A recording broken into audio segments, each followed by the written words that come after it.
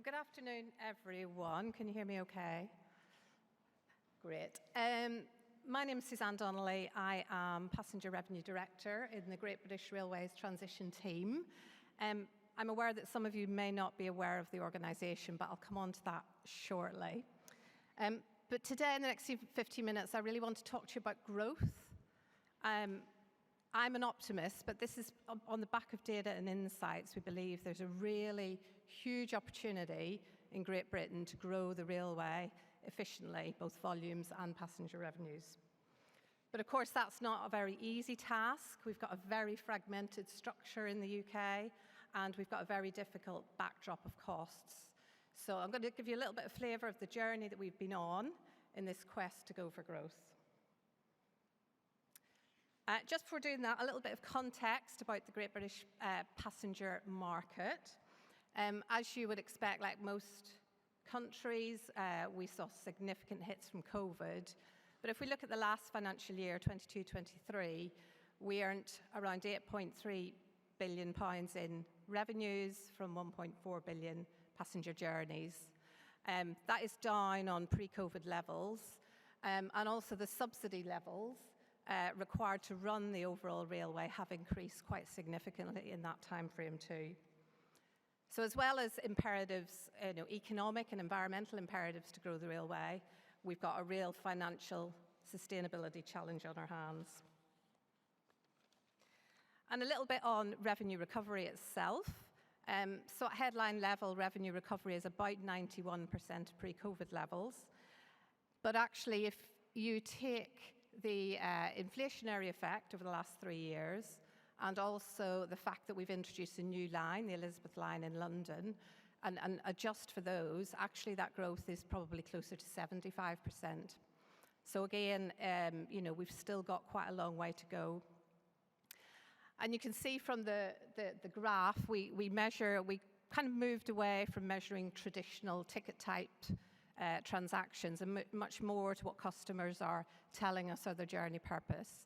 And you can see that leisure is really booming, but business purpose travel and commuting purpose travel is slower to return. And obviously that is on the back of quite a number of behavioural changes that we've seen. This is the market in Britain today. It's predominantly made up of about 14 train operators that are managed by the Department for Transport, and they are, previous to COVID, were on revenue and cost risk, but since COVID have moved to contracts where that cost risk is underwritten by the government. And then there's also devolved authorities and open access operations. And those contracts, they were designed, to meet the moment of COVID, that's fine, but they were never designed to be a long-term fix. And really what we need to do is evolve those contracts and get operators back to doing what they're best at, which is driving growth. But contracts alone won't help to unleash that growth opportunity. Because we have a major structural problem in the railway today in Britain. It's very fragmented. We have infrastructure is managed separately to train operations, and quite often the incentives and the objectives are misaligned. We also have passenger revenue and costs managed and the risk borne by different parts of the government as well. So as a whole, it is pretty fragmented. And of course, this leads to suboptimal outcomes for customers, but also taxpayers and funders, because there's not really anyone thinking about the whole system and bringing together the overall impact of changes to infrastructure, to operations, to freight, to revenue, to costs, and looking at that bigger picture.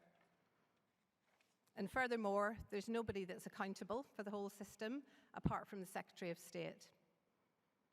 So where does GBRTT, or the GBR Transition Team, fit into this story? Well, a few years ago, the government commissioned a review, quite extensive review into rail. This was led by Keith Williams, former chair of BA. And in 2021, he published the plan for rail. And this documented at some length the consequences of that fragmentation that I mentioned, but also some of the suggestions for how to resolve that. And that's some of the things that we're now working on as a transition team. And that structural reform that this paper talks of is all about bringing track and train and talent back together in a way that unleashes growth, in a way that removes those silos and does what's right for the overall system. It also talks about refocusing the railway on the customer, the important piece of the jigsaw, rather than the customer having to work around the railway. And creating a collaboration between private sector and public sector so you can get really the best of both models. And that would be partly through the introduction of an arm's length guiding mind body of Great British Railways, but still with enough flexibility so that railways can be super responsive to local customer needs. So the GBR transition team was set up in late 2021 to try and bring this to life and introduce some of the early thinking, the early reform activity, and start to bring together some of this whole system capabilities that maybe didn't exist before. And our purpose is to create a simpler, better railway for everyone in Britain. And that's really guided us over the last couple of years as to our work and our ambition. And we do work very, very closely with the Department for Transport, as well as a number of our other bodies across the industry. It's not been easy. We've got a really turbulent political backdrop in the UK, a difficult economic backdrop, so that's been interesting. But what we have done is it's a transition team, so it's not a permanent model. So we've kind of got a new, different employment model where we pull in people from all over the country and the sector on secondments, on fixed-term contracts and so on.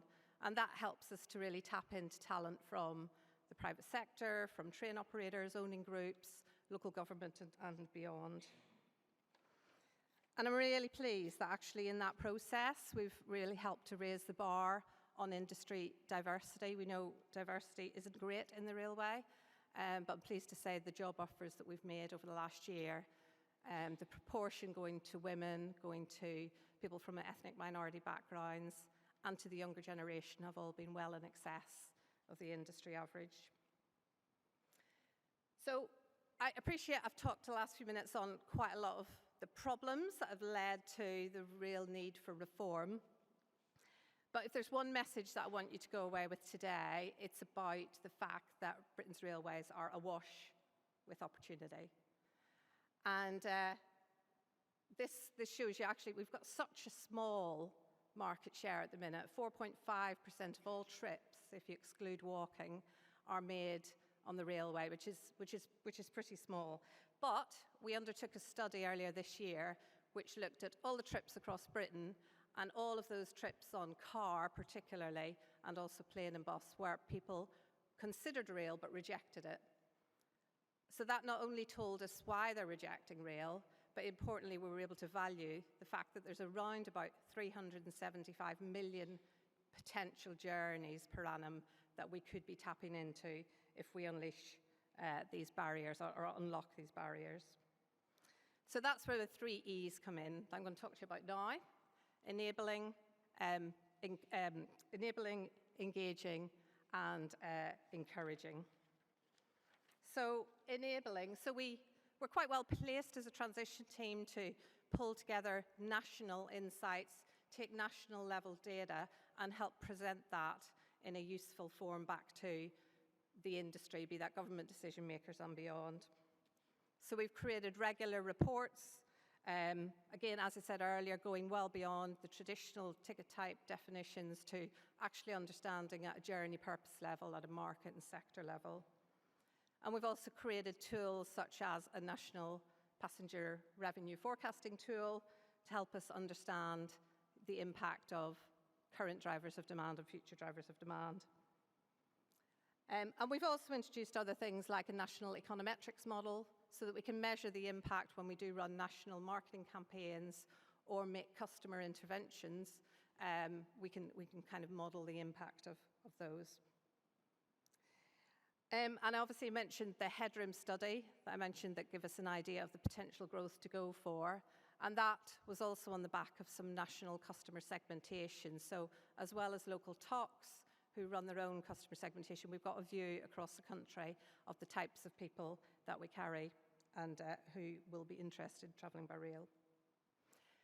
And most recently, we've also introduced some whole industry financial tools to again see that it's quite mad for a 20 billion or a 10 billion pound, business to not have a view of your total P&L, your total revenue and costs. So these tools are helping us to get that oversight and ultimately help give funders and stakeholders a better platform to make decisions on.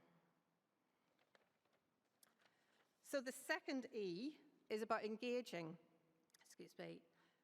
So alongside those tools that I mentioned, we've also been engaging across the industry to get a better view of how we can come together and where is the growth that we should be focusing on. And so through the course of that work and the headroom study that I mentioned, this was 375 million journey opportunity, we've created a 3-year commercial plan with the objective of driving net sustainable revenue growth. And that helps us then prioritise the areas. These are the 5 broad headlines, which again came from that barrier understanding. And then under each of those, we've got a series of 3 key focus areas. So again, it's not directions to train operators, but it certainly sets out a framework for where we should prioritise. I don't have time to go into all of them, but I will just touch on pricing and simpler ticketing, because that is a fundamental one, as many people have pointed out today. And that's where GBRTT have a significant role through what's called FTR, the Fares, Ticketing and Retail Reform Programme, which some of you may have heard Simon Smith and Department talk about earlier. And that's really about bringing together the industry to a single plan, a set of common strategic objectives. How do we simplify fares? How do we bring all the different parts of the industry? We need government, we need the supply chain, we need operators, we need all parts to make that happen. And of course, if we can crack that will make a huge difference to the customer experience and will help encourage more people to take the train more often. And my final E is encourage. So nationally, we're in a really good position to be able to help encourage more people to take the train more often.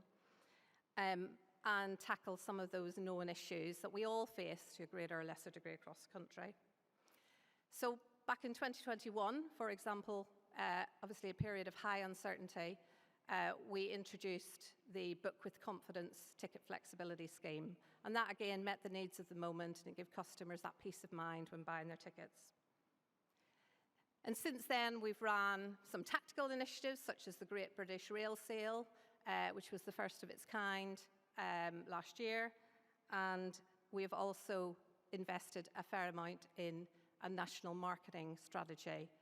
And quite recently, that's been under the umbrella of Nothing Beats Being There, and uses the sort of the well-recognised and well-loved Double Arrows brand.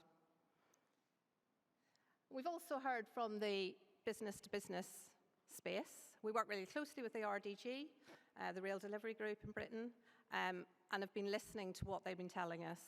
And they've told us they do want the industry to speak with one common voice, and that sustainability is really high on the agenda, as you might expect. So that led earlier this year to the introduction of the Green Travel Pledge, which is an initiative, a real industry initiative, to really give companies robust, accurate carbon data so that they can compare their choices across modes going forwards and give them much easier and better reporting.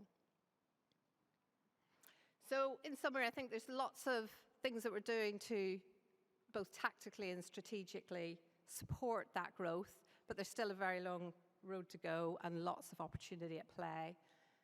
So I'd like to thank you for your time, and I realise that this has been a very kind of high-level whistle-stop tour. So if anybody wants to talk about anything, happy to grab in the breaks.